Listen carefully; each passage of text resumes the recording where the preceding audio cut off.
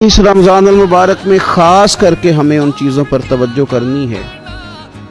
میری نظر میں وہ 4 چیزیں ہیں، اگرچہ ان کو اور بھی بہت ساری چیزوں پر تقسیم کیا جا سکتا ہے، اور بھی کئی چیزیں اس میں شامل کی جا سکتی ہیں، لیکن اہم چیزیں 4۔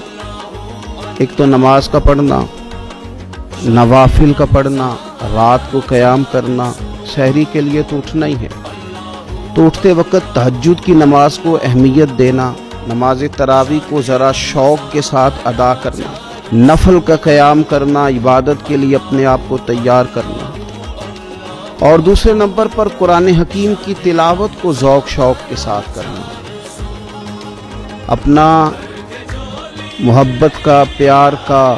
رشتہ قرآن پاک کے ساتھ مضبوط کرنا، اور تیسرا کثرت کے ساتھ استغفار پڑھنا،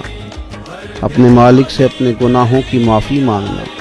آئندہ گناہ نہ کرنے کا عہد کرنا، اور چوتھا دعائیں مانگنا۔